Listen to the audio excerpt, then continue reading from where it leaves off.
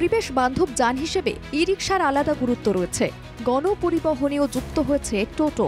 টোটো চালানোর জন্য কোনো পারমিট নিতে হয় না। বর্তমানে বড় গাড়ির সঙ্গে সামঞ্জস্য রেখে চলাচল করে টোটো।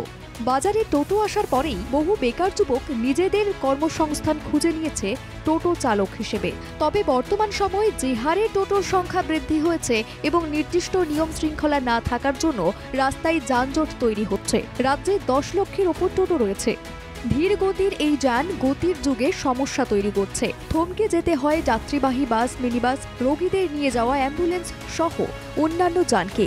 তার থেকে পরিত্রাণ পেতে নতুন নির্দেশিকা আনতে চলেছে রাজ্য সরকারের পরিবহন দপ্তর। পরিবহন মন্ত্রী স্নেহাশিস চক্রবর্তী স্পষ্ট করেছেন, এই তৎপরতার মূল লক্ষ্য হবে টোটোকে নিয়মের বাঁধনে বেঁধে রাখা। টোটোকে একটা সিস্টেমের মধ্যে আসতে হবে। একজন টোটো চালকেরও জীবন জীবিকা হারাক, এটা আমাদের মুখ্যমন্ত্রী চায় না, আমরা কেউ চাই না। কিন্তু যারা টোটো চালাচ্ছেন তারা একটা সিস্টেমের মধ্যে দিয়ে চালালে যানজট এলাকাগুলোকে যানজট মুক্ত রাখার একটা পদ্ধতি আমাদের তৈরি করা হচ্ছে এবং এক্ষেত্রে পুলিশ প্রশাসন, মিউনিসিপ্যালিটি, পঞ্চায়েত সমিতি সকলকে নিয়েই বিষয়টা একটা সিস্টেম হবে, লোকাল সিস্টেম হবে। এই কারণে রাজ্য সরকার স্থানীয় পুরসভা, পঞ্চায়েত ও পুলিশ প্রশাসনের সহযোগিতায় যান নিয়ন্ত্রণের সার্বিক ব্যবস্থা করতে চায়। প্রশাসনিক শৃঙ্খলার নিগড়েই টোটোকে যে চলাচল করতে হবে তাও পরিবহন মন্ত্রী স্পষ্ট করে দিয়েছেন। জনপথের গতি বাড়াতে নিয়ম করা হচ্ছে। প্রতিটি টোটো চালককে একটি রেজিস্ট্রেশন করাতে হবে গাড়ি চালানোর জন্য।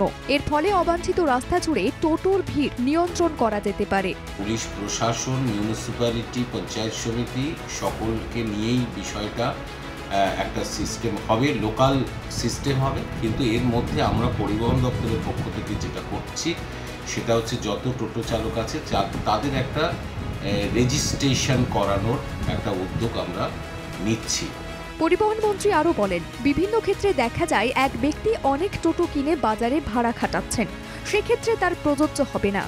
এক ব্যক্তির একটি টোটো থাকতে পারে, একাধিক নয়।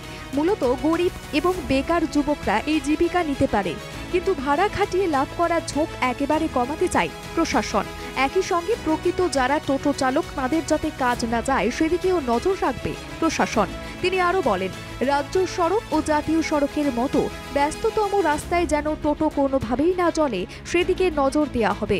মূলত জাতীয় সড়কে টোটো চলার ফলে নিত্যদিন বেড়ে চলেছে দুর্ঘটনা। তাই হাইওয়েতে টোটো যাতে কোনোভাবেই না উঠতে পারে সেদিকেই নজর দেওয়া হবে। বিভিন্ন পকেট রুট, সেখানেই একমাত্র চলবে টোটো। একই সঙ্গে যে কোনো বয়সী লোক এই টোটো চালানোর সঙ্গে যুক্ত হচ্ছেন। সেক্ষেত্রেও নির্দিষ্ট বয়সসীমার মধ্যে চালকরা এই কাজের সঙ্গে যুক্ত হতে পারবেন, এমনটাই বলছেন রাজ্যের পরিবহন মন্ত্রী স্নেহাশিস চক্রবর্তী। রাকেশ চক্রবর্তীর রিপোর্ট, বাংলা জাগো।